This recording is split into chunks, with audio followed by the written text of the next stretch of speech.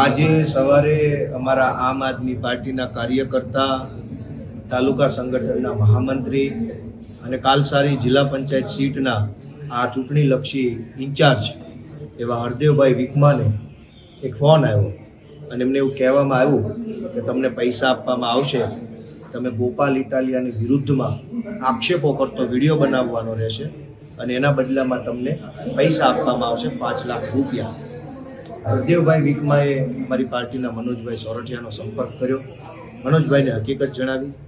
આ દરમિયાન હું ઓફિસે પહોંચ્યો, મને પણ જાણવા મળ્યું. આ દરમિયાન હરેશભાઈ સાવલિયા અને મારા ઘણા કાર્યકર્તાઓ હતા, બધાને જાણવા મળ્યું કે ગોપાલ ઇટાલિયાની વિરુદ્ધમાં અફવા ફેલાવે કે ગોપાલ ભાજપ સાથે મળેલો છે, મિટિંગો કરે છે, આવી અફવા ફેલાવવાના બદલામાં 5 લાખ રૂપિયા આપવાની ઓફર કરી.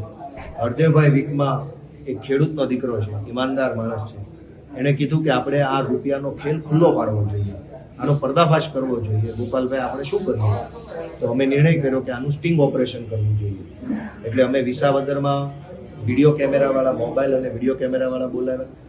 અમે ત્યાં સૌથી પહેલાં હરદેવભાઈનું રેકોર્ડિંગ ચાલુ કર્યું કે હરદેવભાઈના ખિસ્સામાં કોઈ જગ્યાએ કંઈ છે નહીં. પછી અમે વિડીયોમાં બોલ્યા કે હવે અમે સ્ટિંગ ઓપરેશન કરવા જઈએ છીએ. હરદેવભાઈ પોતાના 2 વ્હીલરમાં ગયા, એની પાછળની કારમાં હું બેઠો. સળંગ રેકોર્ડિંગ, સળંગ, કશું જ ક્યાંય કટકા કર્યા વગર સળંગ રેકોર્ડિંગ કરીને અમે ત્યાં સાયોના ગોલ્ડ હોટલની બહાર કારમાં કેમેરો ચાલુ રાખ્યો. અમે હરદેવભાઈ ઉપર હોટલમાં ગયા, ત્યાં એમને લલિતભાઈ વસોયા, લલિતભાઈ કગતરા, ભરતભાઈ ગીરડિયા, આ સિવાય અજાણ્યા કેટલાક વ્યક્તિ હતા જેને હરદેવભાઈ નથી ઓળખતા. ભાજપના અને કોંગ્રેસના કેટલાક લોકો બેઠા હતા.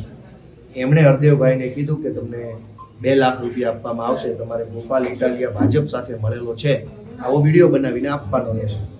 હરદેવભાઈએ સ્ટિંગ ઓપરેશનના ભાગ સ્વરૂપે વિડીયો બનાવવાની હા પાડી દીધી. વિડીયો બની ગયો અને ત્યાર પછી હરદેવભાઈને પૈસા આપવા માટે લલિત વસોયા હોટલમાંથી નીચે આવ્યા. નીચે આવી અને પોતાની કારમાં રહેલા રૂપિયા ઉપર લઈને જાય છે. એ પણ મારા રેકોર્ડિંગમાં આવ્યું. એ રૂપિયા આવી રીતે આમ પોતાના જબ્બામાં અંતાડીને લઈ જાય છે, એ પણ ત્યાં સીસીટીવીમાં આવ્યું.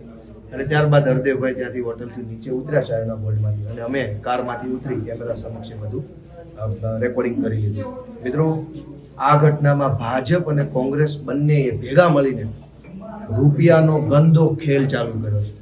કરોડો રૂપિયા આમ આદમી પાર્ટીના કાર્યકર્તા કે બીજા આગેવાનોને તોડફોડ કરવા માટેના છે, પણ આમ જનતાને દેવા માટે કાણી કોડી નથી. આજે આ ભાજપ કોંગ્રેસની મિલીભગતનો ખેલ ખુલ્લો પડી ચૂક્યો છે. હોટલ સાહેબનાની અંદર મારી પાસે જે માહિતી છે, સાચી છે કે ખોટી છે, એ સરકારી તંત્રએ તપાસ કરવી જોઈએ, સીસીટીવી ચેક કરવા જોઈએ.